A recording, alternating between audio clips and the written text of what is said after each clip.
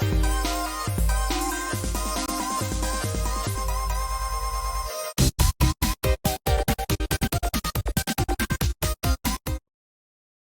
everybody, and welcome to our early comics review video. I'm Andy. I'm Matt. We're here with Infinity Flux Comics out of Chattanooga, Tennessee. This is our pretty big show where we show you some of the biggest and best books that are coming out this week, whether you're having the book shipped to you or you go to your local comic book store, possibly Infinity Flux. We would appreciate that. Or maybe you shopped online with us at infinityflux.net and you have those books coming to you. This is a little bit of information about the books that are coming out, so you're better informed.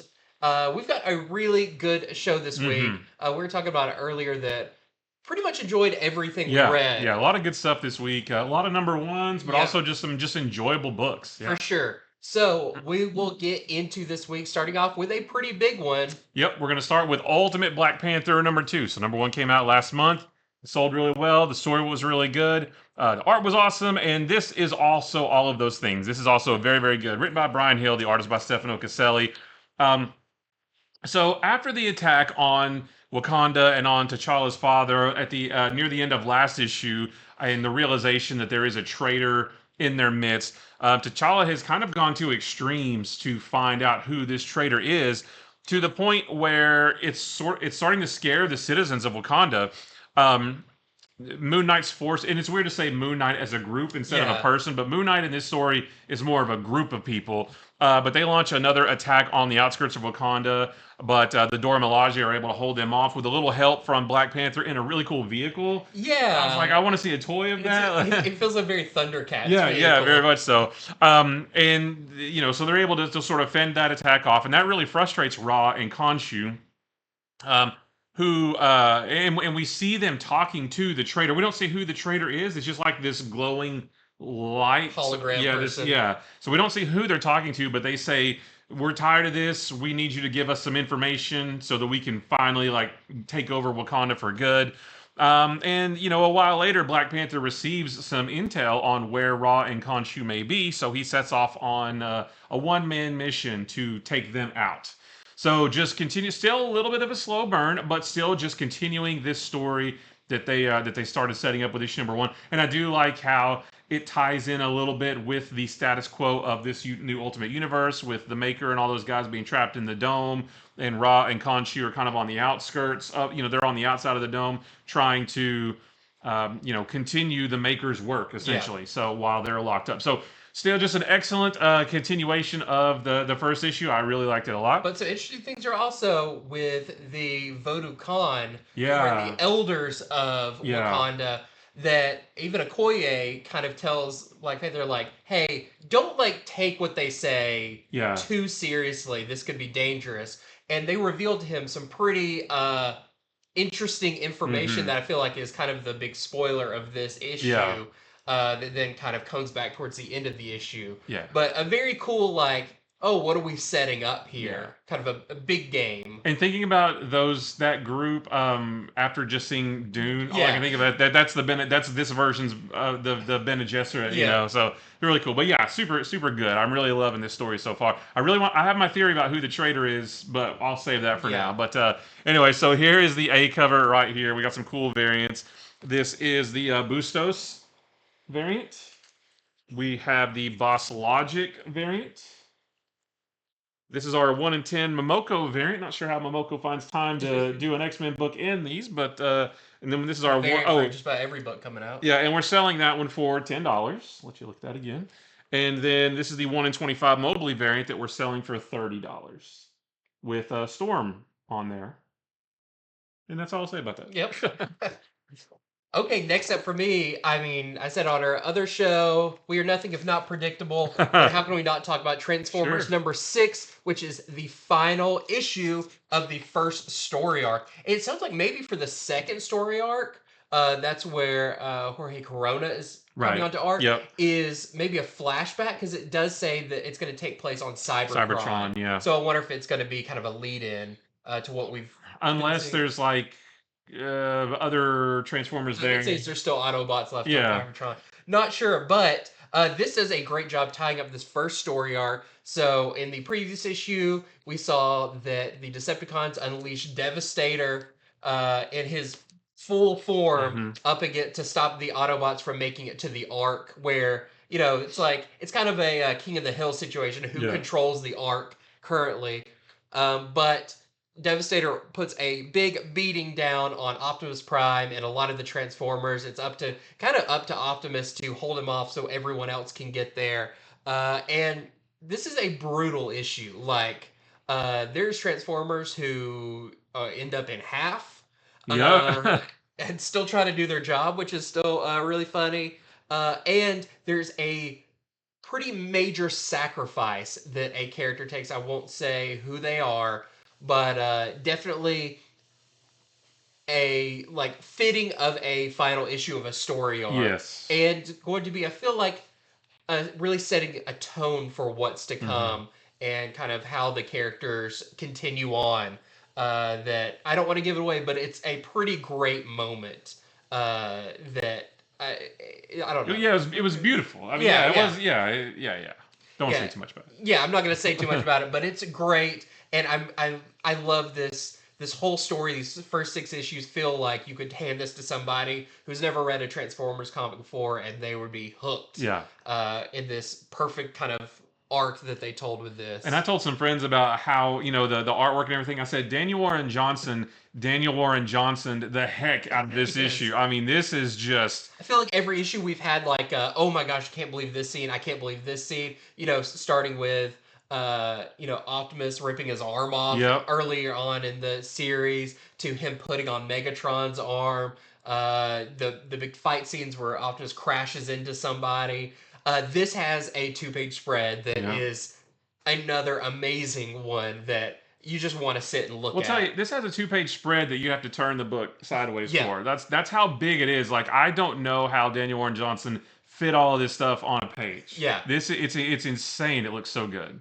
Yeah, all that to say, great wrap up of the first story arc. I can't wait to start the next one to see where it's going. But any indication, this is one of the best books on the shelf. Oh, for sure. By far. Yeah. So if you're not reading it, I'm sure the trade will be coming out now fairly soon with the first 6 issues.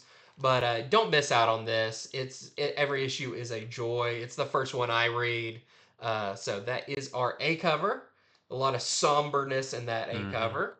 We've also got some variants. So we've got, this is the Lima variant. There with Devastator. Then we've got some incentives. We've got this 1 in 10 Arocena variant that we're selling for $8. We've got, this one's super cool. This is the Canetti variant that we're selling for $25. It's a 1 in 25. And then we get a 1 in 50 Quinones variant that we're selling for $45. I love that. That was so great. RC gets great moments in this. Ratchet gets great moments in this. I love how every character, it's not a huge cast to begin with, but I feel like I have the voices for all of them. Oh, yeah, for sure. Yeah, it was super good.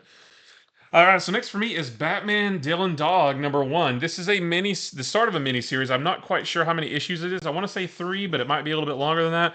So this is written by Robert Recchioni, and the art is by Gigi Cavanago and Werther Deladeris. That's your Something is Killing the Children artist. Real quick, I'll tell you, this book it's $4.99, but this is a thick book. Like, I thought this was easily $8.99. I don't know if you can see. It's not square bound, but it's at least double size, if not more, for only $5. It looks bigger than an annual. Yeah. Oh, yeah, for sure. It's way bigger than an annual for only $5. So I just wanted to let you know about, you're getting a lot of story for your $5 here. So if you guys don't know, Dylan Dog is an Italian comic that's been around since 1986. And it's about a guy named Dylan Dog, and he's a nightmare investigator, or a paranormal investigator, and he has an assistant named Groucho, who is a Groucho Marx lookalike, who kind of offers a little bit of comedic relief. So hugely popular in Italy, and now, and I want to say that maybe this was printed in Italy back in 2019. I believe it was, and now we're getting the localized version of it here. So I will say this story is out of continuity because Bruce Wayne is still a billionaire in this, so it's its own continuity, free of everything else, although it's not Black Label. But in this one, Dr. Zabarus, who is Dylan Dog's arch nemesis from his books, we find out that he shares a past with the Joker, or at least they've met in the past before. And one day he calls up the Joker to invite him to London. Well, Batman is already on the Joker's trail, so Batman, Bruce Wayne, goes to London as well. And he's trying to track Dr. Zabras and Joker down, so he reaches out to Dylan Dog for help finding them, because he says, Dylan Dog, I hear you're really good at finding people and things like that. We also see that Dr. Zabras and the Joker are experimenting with this serum that essentially brings the dead back to life, but they're kind of basically like zombified versions of dead people. But the Joker, being the Joker, he's had his own little flair into it, and it brings them back as like Jokerized zombies, basically. So that's what the two of them are doing, and it's up to Batman and Dylan Dog to stop them. I really like this. With as thick as it is, it's still a fairly quick read because there's a lot of great action in this. There's some good fights like down in the sewer. There's a couple of other Batman related characters that show up in this too. I really like the artwork. Like this was a really fun comic book. Like it was really like I said, free of any continuity. Like it was just a good time reading it. So I didn't know anything about Dylan Dog before this, but he's a very compelling, captivating character. Like this was a really fun read. So yeah, if you're looking for a good, fun Batman story, this would be a good one to get. So we have our A cover right here, and then we have this Gigi Cavanago, who's one of the artists, variant right there. And those are the only variants we have. Yeah, probably a lot of people's first introduction to Dylan Dog. Yeah, it was definitely mine. Yeah. But yeah, it's a character that's, like you said, been around a while. So it's cool that finally making it to the States so people can enjoy this character. And, with Batman kind of welcoming you in. So you got a character you recognize there with a character you don't. So you can kind of, you have some footing to follow. Yeah, and it's fun to see them together because Dylan Dog, he's kind of a devil-may-care character, kind of a roguish scoundrel kind of guy, but still with a heart of gold, like one of those kinds of characters. Really, really fun. I like this one a lot. Okay, next up for me, a new beginning to a miniseries. I'm not sure how many issues. Oh, it's 4 issues. So this is Suicide Squad Dream Team, and you can see up there at the top, Countdown to Absolute Power. So that was just announced a week or so ago? A couple of weeks ago. Yeah, that's the first time we've seen that banner up there. I wonder if we're going to be seeing it on more things. But we know Absolute Power is the big story coming out of kind of kicking off with Free Comic Book Day, I guess. Free Comic Book Day. Well, I mean, it's, the events of House of Brainiac and also this Batman story we've been having, like, those are going to feed into it. But the whole thing gets kicked off on Free Comic Book Day. Yes. So this is cool because this is probably going to lead right up to that. Yeah. This is by Nicole Maines, who, like we always say, she was Dreamer in the Arrowverse, and now writes Dreamer pretty much whenever Dreamer appears in something. And the art is by Eddie Barrows, and this was really good. So once again, this is a pretty classic feeling Suicide Squad story, but this is in continuity. I would say this is like, you've got your stuff that's like continuity adjacent, then you've got the stuff that's driving the DC universe forward. That's what this book is. So in this, Amanda Waller kidnaps, we've kind of seen it over the course of a little while, a new team that's going to be her new Task Force X that's made up of Dreamer, of course, Harley Quinn, Black Alice, Clock King, Deadeye, Bizarro, a very odd smattering there, especially like Clock King in there. It's like, what's he doing in there? And it's interesting that Bizarro is one of them because he, we'll talk about him in a little bit with Action Comics, but he's been prominent in the last 3 issues of Action Comics. And so Amanda Waller has these people were picked for a reason. This isn't just whoever was available. So we have the country of Gamora that was back in Superman Son of Kal-El, with Bendix was the leader of it, and he was kind of a president turned dictator. Well, now that Bendix is gone from there, there's kind of a vacuum of power. And of course, Amanda Waller wants to come in there and place her own person in a seat of power. But the problem is there's a lot of unrest there and a lot of kind of small groups that have risen up, and they can't get into Gamora. It's kind of shielded off somehow. So she puts together this team to go in there and kind of subdue everything, drop the shield so she can get in there and basically put her person in power, because that's all Amanda Waller wants, is to be in power.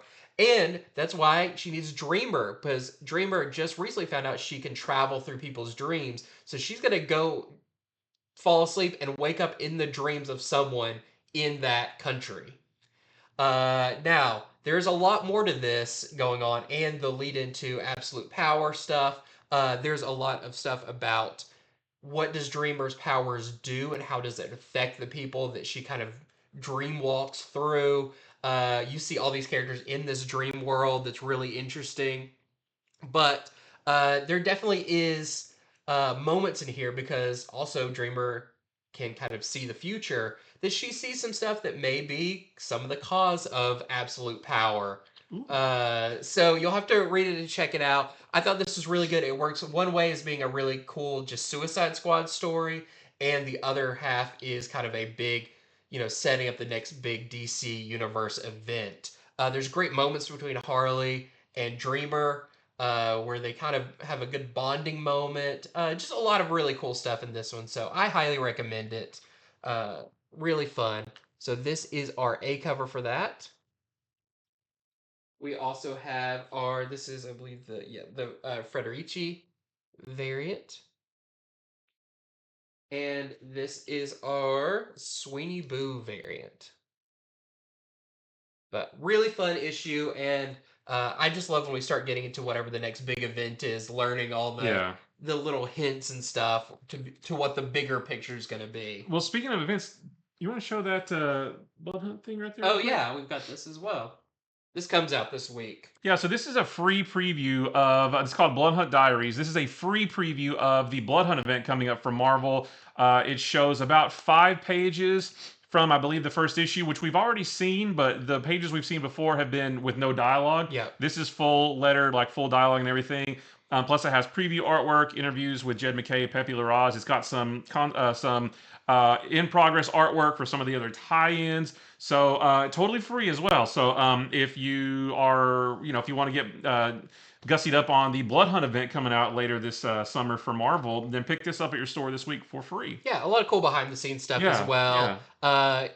It's got, you can see a lot of the other mini series, all in one place. Yeah. So yeah, pick this up this week. I always love the freebies they send out, getting you ready for the next big Marvel event. Yeah, nice little preview there. All right, so next for me is Napalm Lullaby #1. So this is a new, I believe, ongoing series from Image, written by Rick Remender, and the art is by Bengal, so it looks really cool. I will say, just real quick, I'm not 100% sure if this takes place on Earth, or maybe it's another planet, or maybe it's set in the future. I'm not really sure about the time and the place of this book, because there are lots of humans around, but there's also some other characters that don't entirely look human, and there's what looks like more advanced technology and things like that. So I just don't really know where and when it's set, but it doesn't really matter. Yeah. That's pretty irrelevant. But it's about this couple, and they find this really powerful baby from another world. It's very similar to Superman's origin story. Even just the way it's paced and everything. Yeah. They find a baby in a crater, basically, and say, "Hey, we're gonna take this baby as our own because we've been praying for a baby, and now they say he has finally answered our prayers." Only the difference is this couple is in a cult and they worship a god named Glowcore. Just such a fun sci-fi name. Yeah, it absolutely is. So, so it's definitely not your Ma and Pa Kent, 50 years later, the book jumps 50 years ahead, and this baby, who we don't see for the rest of the issue in this issue, this is a more of a setup, but this baby has grown up believing that he is this god Glowcore that this cult worships, and using his massive power, basically, has turned the world into this dystopian type world. It's not really post-apocalyptic or anything, but it's run by a cult, basically. And we follow throughout this story this brother and sister duo who are intent on taking down this god and tearing up the whole system, basically.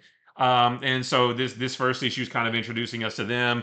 They get in a couple little scrapes, and we see a little bit of their abilities, which I didn't quite understand. I think she is kind of like I can't remember what they call it, like a dream. Like she can make you see things. Yeah. She can kind of like get in your head, and then he's got some other abilities too. So just sort of introducing you to them, introducing you to this world, and I feel like issue 2 is going to be where it really kicks into high gear of them trying to take down this this very powerful being who is controlling everything essentially. So really good though, really interesting story, and it's cool to have a new series from Rick Remender. He's got a lot of good stuff out He's there. got a lot of good world building, and I feel like that's it may take a few issues, but you're going to appreciate it later when you fully understand what this whole world absolutely. is about. Because once you get that little introductory piece with the couple finding the baby, and then it jumps 50 years in the future, they just throw you right in the middle of it. So yeah, it's going to take a little bit of patience, but it's a really interesting concept that they've set up for sure. Whoops. So there is our A cover right there. Then we have a couple of incentives. This is our 1 in 5 Jones variant that we're selling for $8. And then this is our 1 in 10 Yannick variant that we're selling for $10. I like the colors on that one. Yeah. Okay, next up, I've got a book that was one of my favorites this week, and I'm very excited about it now. This is Helen of Wyndhorn, #1. So this is by Tom King, and the art is by Bilquis Evely. And that is your team that did Supergirl Woman of Tomorrow, which the Supergirl in the new DC Universe movies is going to be roughly based on that and everything. So this is great pedigree already with this team working on it. And I've never read anything by Tom King that feels like this. I've read a lot by Tom King, but this is unique. And this is the best way I could kind of, before I go into it, describe it is almost a little like Chronicles of Narnia, kind of a UK fantasy type thing, but I'll get into it. So, it is pretty much the whole thing is narrated by this character named Lilith, and she was hired to take care of Helen. So, Helen is the daughter of a famous kind of pulp novel writer, kind of your Edgar Rice Burroughs or your Robert E. Howard. You can see some of his characters on one of the other covers. But he raised Helen kind of, sounds like on the road. They were kind of mischievous. You can tell she really looked up to her dad, who was just kind of never super rich, just a pulp novel writer. She also definitely acquired a taste for alcohol and cigarettes. Even at a very young age, when she is not old enough to do those things. But one day, her father has died, and Lilith was hired to go and kind of take care of her because she is not kind of age yet. And they're going to go back to her ancestral home where her grandfather lives, which is called Wyndhorn. So Lilith finds Helen, who is currently in prison for causing some rowdy business the night before. Rowdy business, I like that. Yeah, she's slightly hungover, and Lilith is a very like I don't want to say Mary Poppins, but she's kind of like a super nanny, like very strict, very like you're gonna follow the rules, all of that. So they go to Wyndhorn, which neither of them have ever been before. And Helen suddenly discovers, hey, my father comes from a very rich background. There's this huge sprawling mansion in the woods that's very like Biltmore like, super super cool. But they meet the butler that works there, who is very proper, and even and this whole thing is Lilith telling someone, another writer, this story, and she even mentions like, I never really liked the butler. He always felt like he was judging us. But he gives them a tour of the house, and of course it just goes on, and there's this room and this room, and you can have this room if you want, if you don't like this one.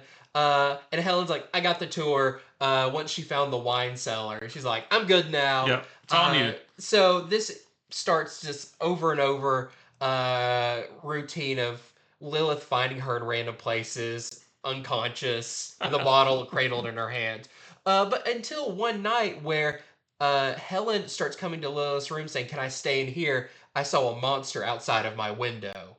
And I won't go into too much further, but it seems that there's more to the Wyndhome estate, the house, everything, than what, you may have originally thought. And it may have something to do with the fantasy novels that her father wrote. Oh, yeah. So it's a super cool, I mean, I could see, this felt very cinematic in my head, this old house that's full of all these rooms and this kind of fantasy element of it's real world, but what is real, what's not. I just thought it was super cool. Really captured my imagination.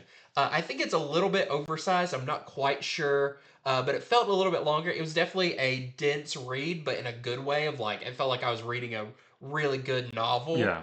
I could easily see this also being a HBO series. I could see it felt like I was watching like a BBC. Like if you mix like Downton Abbey with like fantasy stuff, that's what this felt like. So I highly recommend this if you're looking for something. The other thing I thought was this is very Vertigo. So if you are a fan of old Vertigo books like Unwritten or Fables or kind of one of their more literary driven series, this is perfect for that. So I'm very excited for this series. I would recommend picking up Helen of Wyndhorn. That is our A cover. It's gotten a lot of positive buzz leading up to the release too. Yeah. So this is our foil cover, but it's just the title that's foil, and that's what the interior art looks like. So nice. It is very, very nice. Great art for this kind of story. We've got this Tula Lote variant, and Helen's a really fun character too. Just like you've got Lilith who's trying to like rein her in, and it's just not working. We've got this Chardier variant. And then here's our Greg Smallwood variant that looks like the cover of one of the pulp novels. Yeah. This is Othin the Vanquished, who is one of her father's characters. We also have, this is the Carnival variant.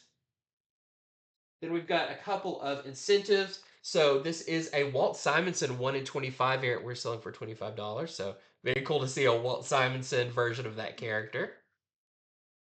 And we have this 1 in 10 Clay Man variant that we're selling for $10. So yeah, this scratches an itch that I feel like a series hasn't in a while. That feels a little bit more. It's not like there's action in it, but it's not super action packed. It's more of like just a really good deep story. Yeah, very cool. Yeah, I want to read that now. All right, so next for me is Symbiote Spider-Man 2099 #1. So this is a new Spider-Man. It's a new Spider-Man 2099 miniseries. This is written by Peter David, who is your original writer, co-creator of Spider-Man 2099. The art is by Roge Antonio. Now, I'll say this real quick. Unlike the other 3 Spider-Man 2099 miniseries that have come out over the course of the last year, you had Exodus, you had the other one, and then Miguel O'Hara.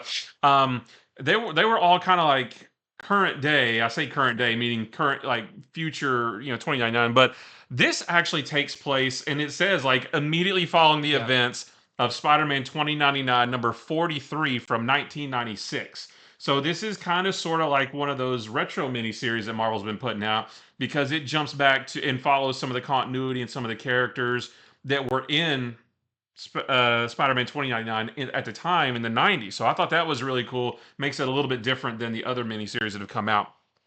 So in this one, there's a guy named Cron Stone who was the original Venom of 2099. He, at this point, he has been separated from the Venom symbiote. But however, that symbiote has gotten loosed from where it was being held captive. And also, Cron has escaped police custody right around the same time. So you can imagine that they eventually come back together. At the same time, Miguel O'Hara learns that Alchemax, and there's a guy there named Dr. Hibby, he's been running experiments with a Venom symbiote, and it has somehow multiplied. It said it has spawned another symbiote, basically. So like I said, the Venom symbiote finds its way back to Cron, while Miguel kind of inadvertently gets a symbiote attached to him. That's not a spoiler to say that. That's the point of the whole series, as you can see it right there on the A cover. And it's kind of funny because Miguel at Alchemax is like, so have you destroyed those symbiotes yet? And they're like, no, we've actually duplicated them. He's like, okay, I'm going to go in as Spider-Man to tell you need to destroy them. To try to strong-arm him. Yeah, it's like, no, we've done the exact opposite of what you told us to do. So it was really good. It was nice to sort of have a new story, but that kind of fits in with the classic Spider-Man 2099. That also explains at the beginning, someone else has this symbiote. Yeah. And I'm like, oh, that's probably from then. Yeah. Because that gets taken care of pretty fast. It's like, don't worry about that. Yeah. But it was like, oh, that's a unique thing that they did. And there was a surprise guest appearance from another 2099 character. I don't want to tell you who it is, although if you know your Spider-Man 2099 lore from the mid 90s and know what was going on around that time, you probably know who it is.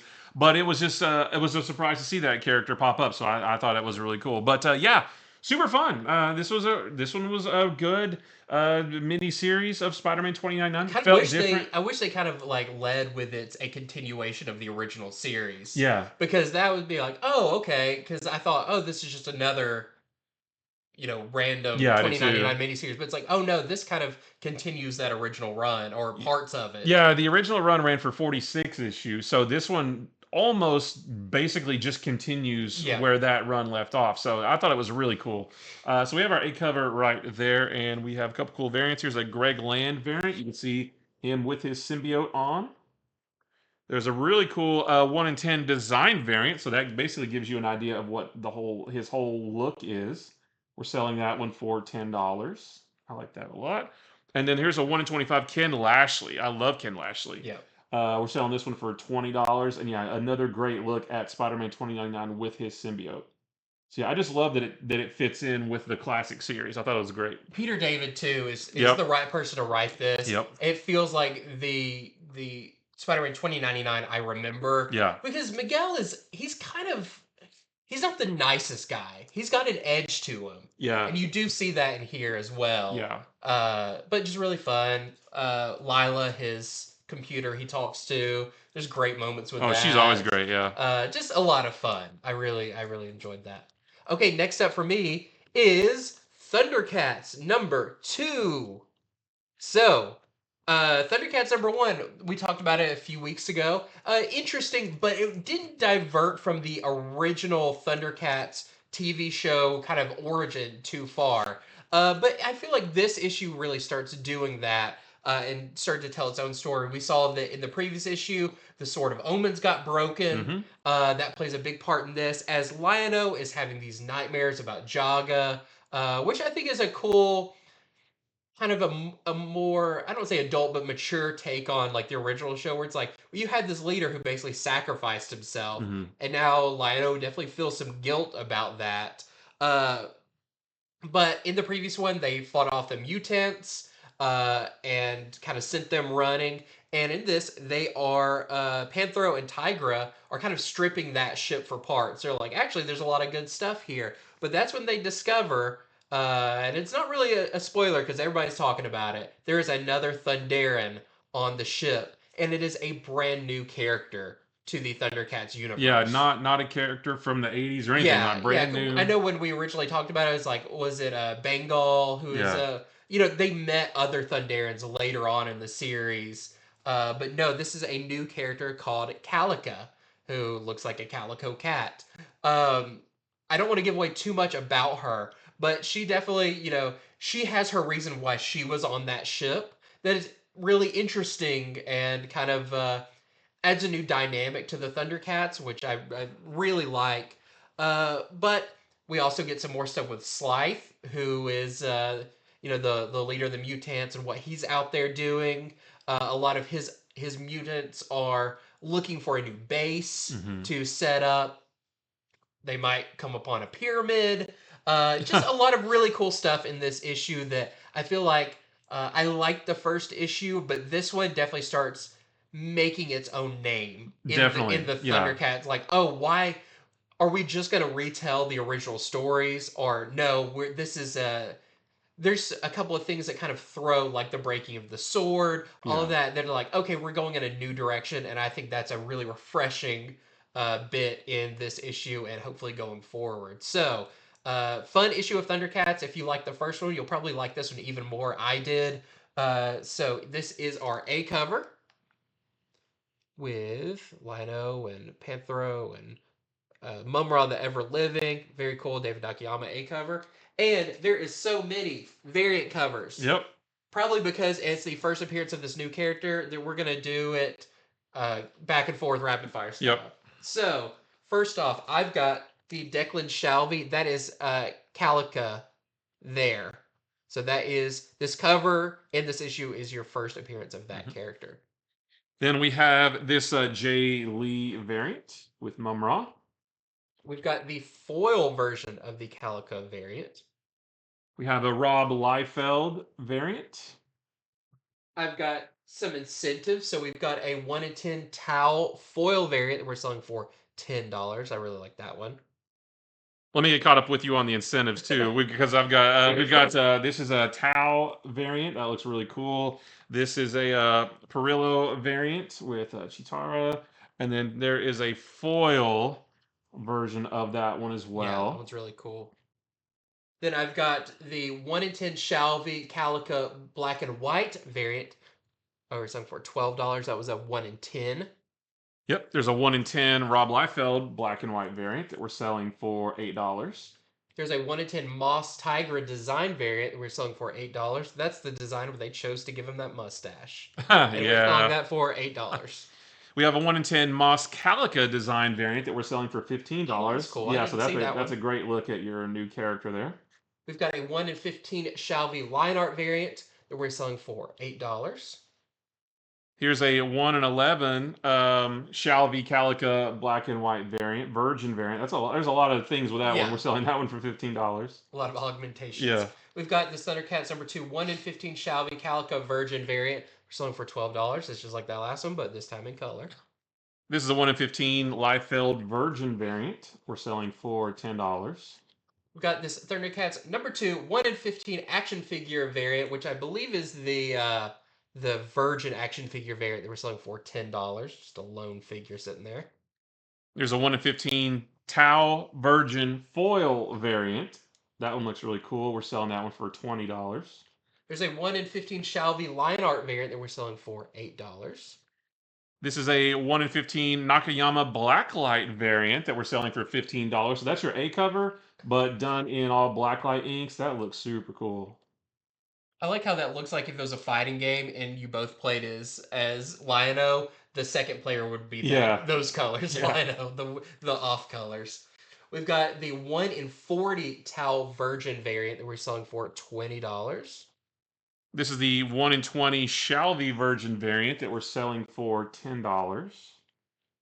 We've got this 1 in 25 Perillo Virgin variant that we're selling for $25. This is a 1 in 25 Shalvey foil variant. We're selling that one for $15. We got this 1 in 20 Nakayama foil variant we're selling for $15. This is a 1 in 30 Jay Lee virgin variant. We're selling that for $20. So that was one of your open order covers, but this one's the virgin version of it. And lastly for me, I've got this 1 in 20 Jay Lee line art variant selling for $10.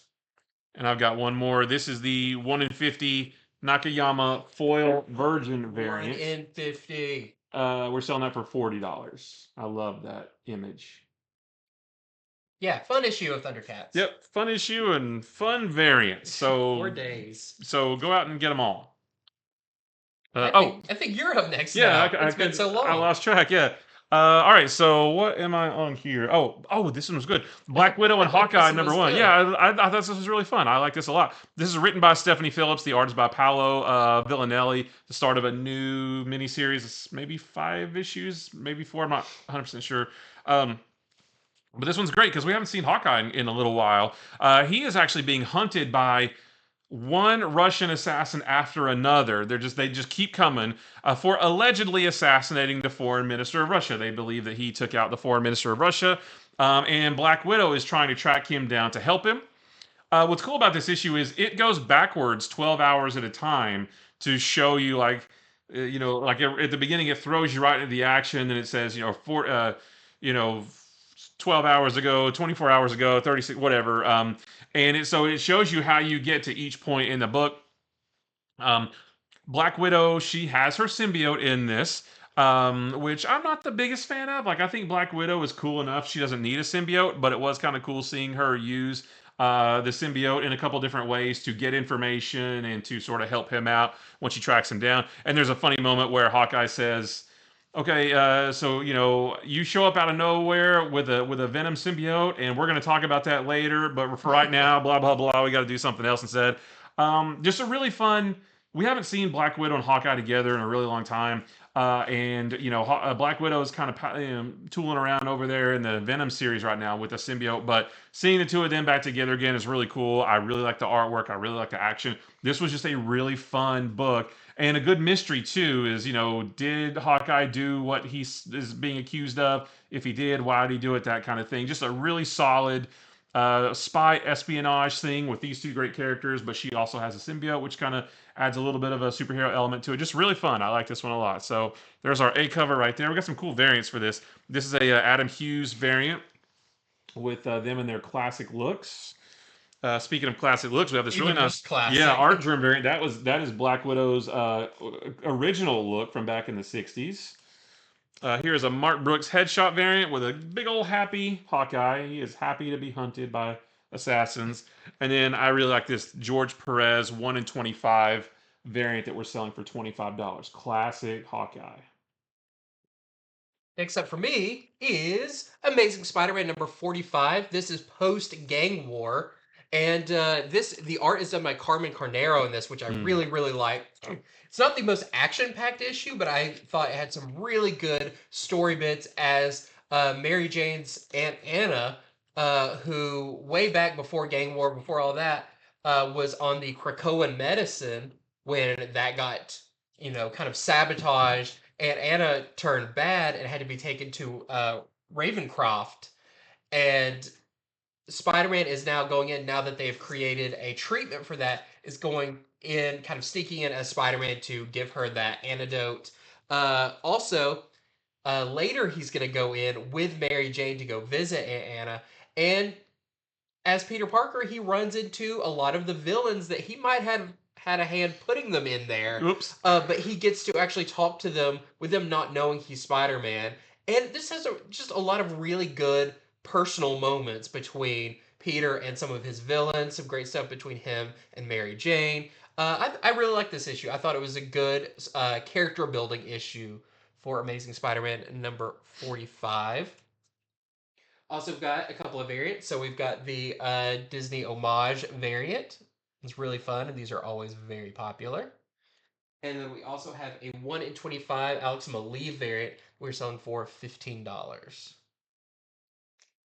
Well, there's another new number one miniseries from Marvel. This is Ghost Rider Final Vengeance number 1. This is written by Benjamin Percy. The art is by Danny Kim. And in this miniseries, Mephisto has commanded the demon Zarathos, who is what makes Ghost Rider, basically. Mephisto has commanded Zarathos to leave Johnny Blaze's body and find a new host who doesn't resist him the way Johnny Blaze does. So really, this entire issue is just Zarathos jumping from one body to another. Some of them are just regular people. It actually jumps into the bodies of a couple characters we do know. It jumps into like an airplane pilot, and it turns the airplane that he's flying into a big like flaming thing at one point, which looks pretty cool. But it's basically just this demon, trying to find the new host basically until the end when it finds its new host. Now I won't tell you who it is, but I mean it's not a spoiler. It's already in the solicitations, but just in case you haven't seen it, I won't tell you. But I will say that that Zarathos doesn't find its new host until the end of the issue, which means I feel like the second issue will be more of the big start of this miniseries. But still fun if you're reading the current Ghost Rider miniseries or current Ghost Rider series. Well, I think it ended, didn't it? It did just end, yeah. If you were reading that, then this is the next logical step in that run. So we have our A cover right there. I have a couple of cool variants. This is the Harden variant. This is a really nice foil variant by Ben Sue. It's like one of the spot foil, where it's not the whole thing. Those. Yeah. This is a Mark Teixeira variant, classic Ghost Rider right there. And then here's a 1 in 25 Manhini variant we're selling for $25. Okay, and next up for me, I've got Star Wars High Republic Adventures number 4. This one's big because, one, it's a fun issue. Just pretty much Jedi versus Nile in this. But this has first appearances of quite a few characters. So, first appearance of Tanny Brewell, who appeared in a cameo in issue 1 but wasn't named and didn't have a speaking part. They're in this. We've got Jedi Padawan Aaron Gorkin, appeared briefly in Shadows of Starlight number 1, but this is first full appearance. We've got first appearance of Jedi Master Fleur Ridleg, Padawan Iris Lambs, and Drigget, who I really like because I'm reading. You're just making up sounds. Yeah. You're making up stuff. There's the book Star Wars High Republic Escape from Valo, which is a young adult novel that has a character named Drigget, who is a Nile, has their first comic appearance in this issue. So a lot of really cool first appearances in this one of maybe some potentially big characters. We also have this variant by Mi Goen, or Gyong, I believe. Next for me is Avengers Twilight #4, that awesome Thor cover by Alex Ross.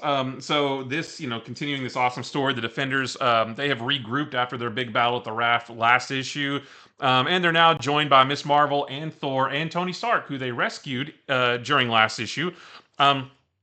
They realize, they're trying to figure out basically what's our next step. What do we need to do to take down, the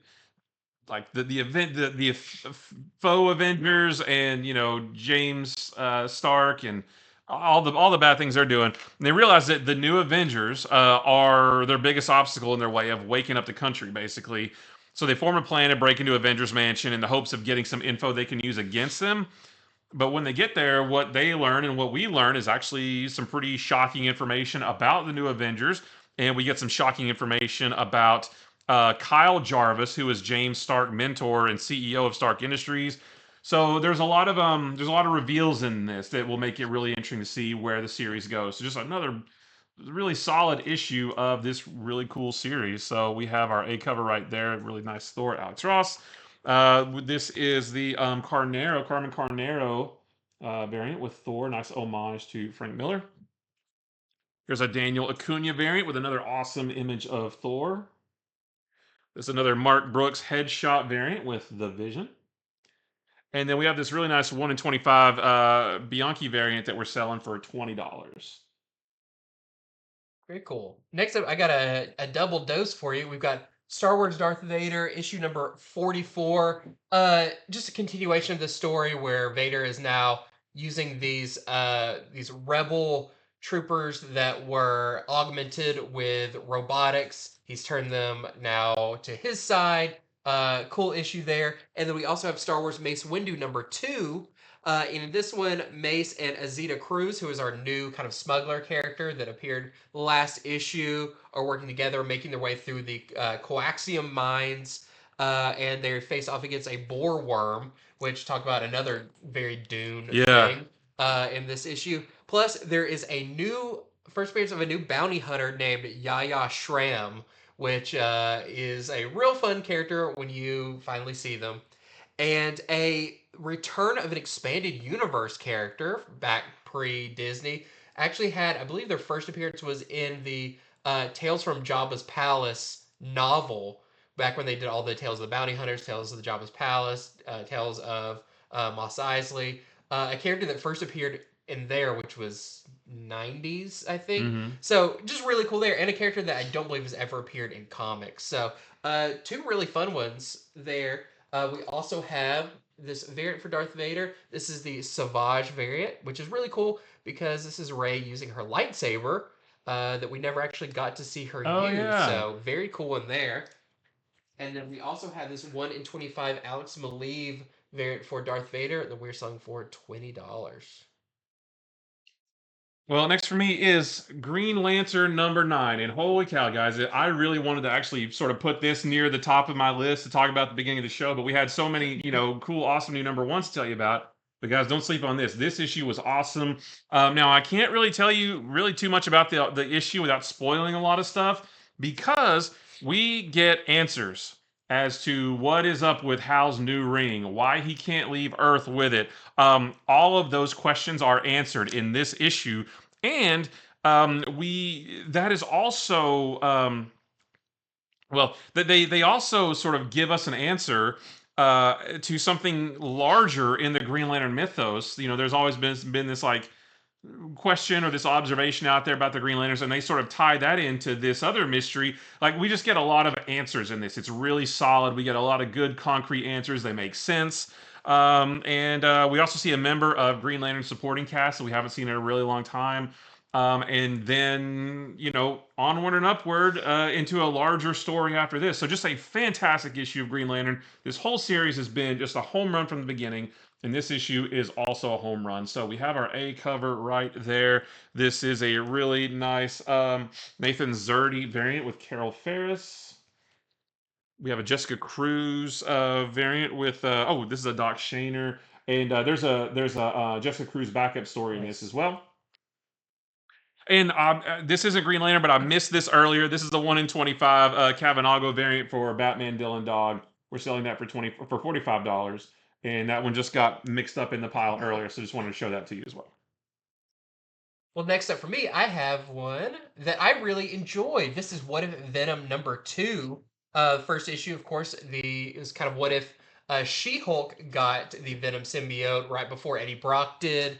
At the end of that, Sabretooth showed up, stole it away from her, put it in a backpack. Well, in this one, Sabretooth has a run-in with Wolverine, who, in their tussle, Wolverine slices the backpack, and of course the symbiote sees Wolverine and says, "You're a really good one to bond with." So we get Wolverine, symbiote, Venom in this, which is really, really cool.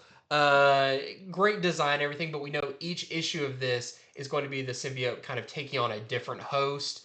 You do find out who's going to be the next one in this, but since we know that it leaves Wolverine, I'll say the way it leaves Wolverine or Wolverine really leaves cool. it, very, very cool. So Wolverine. So I really enjoyed this issue of What If Venom. Like, I feel like Wolverine is the only character who could get rid of the symbiote in that way. Yes, yeah, for sure.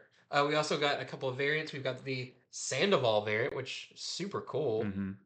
He's got a cool look too. He's got almost like bat ears in his thing. Well, yeah, this is it right here. Yeah, and then we have a 1 in 10 Campagna design variant that we're selling for $10. Yeah, he kind of looks like a big like man bat character. Next, just real quick, we've got Action Comics number 1063. This is the can't see the camera. This is the conclusion of the I Bizarro storyline. You know, it's been a 3-part story. This is the last part.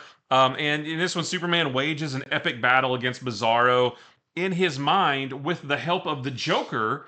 But the Joker is now the most sane person on the planet because Bizarro changed the Earth to the Bizarro version of the Earth, and everybody went all Bizarro. But then the opposite of Crazy Joker is Sane Joker. Yep. So with Sane Joker's help, Superman fights Bizarro in his mind for the sake of the world. Just really solid, you know, Jason Aaron, John Timms. It looks great. It reads great. Yeah, it's awesome. And then coming up next is the start of the House of Brainiac storyline. Yes, excited so about yeah, that. which is going to lead into absolute power. So big things coming for Superman, and this wraps up this first storyline right here. So this is our A cover. We have the let's see, Johnson with Superman and Bizarro. Nice Jorge Jimenez, Clark and Superman. I love that super classic. We've got this Paulo Rivera. Should have recognized that. I love that. It looks like a comic page, basically. And then this is a 1 in 25 Tom Riley variant that we're selling for $12. Very cool. I'm excited about we'll be definitely covering the House of Brainiac stuff for sure. Yeah. As it goes on. Okay, next up, I've got Sinister Sons, issue number 2. Just a really fun issue. You just see more, since the 2 new characters kind of met up in the end of the last one, you get Sin Sun and Lord Zod throwing down. Each one thinks they're bigger and better than the other one. Really fun. The art is really kind of cartoonish, but not in a bad way, just in a really, really bright, fun way. But the 2 are fighting so much, especially because Sin Sun changes Lord Zod's voice recognition in his ship to only respond to him, not Lord Zod. That they might not notice that they are flying right into the mouth of a giant space whale. Yikes. And there's a mysterious character that shows up at the end that we don't quite know, but I'm interested to see who it's going to be. And I just have the 1 cover for that one. Well, just real quick, wanted to mention this. I Heart Skull Crusher number 1. This is a new title from Boom, or really their Boom Box imprint. Now, unfortunately, I didn't get the chance to read this before we started recording this video. Our shipment didn't come in until today for this. But I can, just tell you based on this solicitation, it's written by Josie Campbell. The art is by Alessio Zano. It's about an 18-year-old girl here on the cover named Trini. She loves the sport of screaming paintball, and her hero is a player in that game named Skull Crusher. And Trini and a group of other girls are going to go across the American wasteland to battle in Queen Mob's deadly tournament. I did flip through this though, and I really love the art style. It has a very manga look to it, but very colorful. A lot of good, like, fast-paced action and movement, like really fun, colorful characters. A lot of good world building, it looked like. So just wanted to mention it. Fortunately, didn't get the chance to read it, but wanted to let you know that it is out this week if you're looking forward to it. So there's our A cover right there, and we have some incentives. This is the 1 in 10 Rico variant that we're selling for $10. We have the 1 in 20 Allen variant that we're selling for $40. Some of your cast of characters there. And then this is a really cool one per store variant of a virgin version of the A cover that we're selling for $50. And the book sort of looks like that too, like the interiors, like it looks super colorful and fun like that. And I lied about the last one. I actually do have a variant. This is the Jamal Campbell for that. See, and I got my stuff in the wrong order. And lastly for me, I have Fall of the House of X number 3. As you can see right there. And I was really wondering, like, we don't have long before we've got to wrap up all this Krakoan stuff. How are they going to do it? Well, a lot happens in this. We've got Cyclops, who is now freed from his, about to be executed pretty much. Teaming up with Magic, really cool in there. You've got Kate Pryde and Emma tracking down Dr. Stasis, which is really cool. You see him on the cover. It doesn't look too good for him.